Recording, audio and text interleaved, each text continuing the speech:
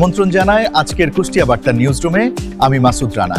দেশের খবরের সাথে থাকছে বিশ্বের আলোচিত সংবাদ।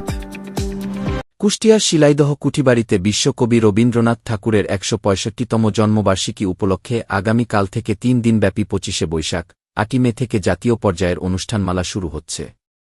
এবারের প্রতিপাদ্য হল শান্তি ও মানবতার কবি রবীন্দ্রনাথ। আগামীকাল বিকেল ৩টার দিকে শিলাইদহ কুঠিবাড়ি প্রাঙ্গণে ৩ দিনব্যাপী এই উৎসবের আনুষ্ঠানিক উদ্বোধন করা হবে। প্রধানমন্ত্রী তারেক রহমানের সশরীরে উপস্থিত থাকার কথা থাকলেও অনিবার্য কারণে তিনি ভার্চুয়ালি যুক্ত হতে পারেন। আর প্রধান অতিথি হিসেবে অনুষ্ঠান উদ্বোধন করবেন সংস্কৃতিমন্ত্রী নিতাই রায়চৌধুরী।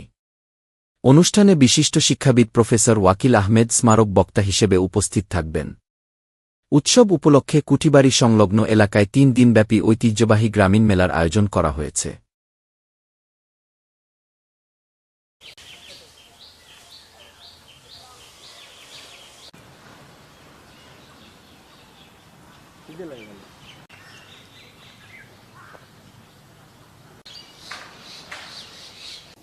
বিশ্বকবি রবীন্দ্রনাথ ঠাকুরের ১৬৫তম জন্মবার্ষিকী উপলক্ষে প্রতিবারের ন্যায় এবারও কবির স্মৃতিবিজড়িত রবীন্দ্র কুঠিবাড়িতে একটি সাংস্কৃতিক অনুষ্ঠানের আয়োজন করা হয়েছে। এই অনুষ্ঠানে থাকবে কবির রচিত গান, কবিতা, নৃত্য, এছাড়াও থাকবে আলোচনা সভা। আপনারা জানেন যে এই অনুষ্ঠানকে কেন্দ্র করে দেশ এবং দেশের বাইরে থেকে পর্যটকরা এখানে আসেন। তাদের সার্বিক নিরাপত্তার কথা বিবেচনা করে আমাদের পুরো ক্যাম্পাসটি সিসি ক্যামেরার আওতায় নিয়ে আসা হয়েছে। এছাড়াও আগত দর্শনার্থীদের যাতে কোনো সমস্যা না হয়, বৈরী আবহাওয়ার কথা চিন্তা করে আমরা একটি ওয়াটারপ্রুফ প্যান্ডেল তৈরি করছি। সার্বিক বিবেচনায় আমি আশা করি বিগত বছরের থেকেও এবারের অনুষ্ঠানটি জাঁকজমকপূর্ণ হবে। প্রধানমন্ত্রী তারেক রহমান জেলা প্রশাসকদের জনগণের প্রকৃত সেবক হিসেবে কাজ করার নির্দেশ দিয়েছেন।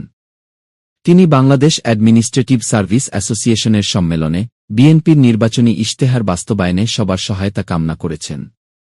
স্বরাষ্ট্র মন্ত্রণালয় থেকে জেলা প্রশাসকদের নির্দেশ দেওয়া হয়েছে বিগত সময়ে রাজনৈতিক বিবেচনায় ইস্যু করা প্রায় ১০,০০০ আগ্নেয়াস্ত্র পুনরুদ্ধারের জন্য। দেশের আইনশৃঙ্খলা পরিস্থিতি স্বাভাবিক হওয়ায় এবং নির্বাচিত সরকার দায়িত্ব গ্রহণের পর মাঠ পর্যায়ে দায়িত্ব পালন করা সেনাবাহিনীর সদস্যদের পর্যায়ক্রমে ব্যারাকে ফিরিয়ে নেওয়ার সিদ্ধান্ত নিয়েছে সরকার। ৬ জুন থেকে মাঠ পর্যায়ে নিয়োজিত সেনাবাহিনীকে পর্যায়ক্রমে ব্যারাকে ফিরিয়ে নেওয়া হবে।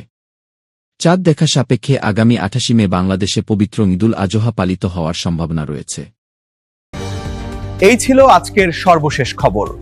পরবর্তী খবরের জন্য কুষ্টিয়া বার্তা নিউজের সাথে যুক্ত থাকুন।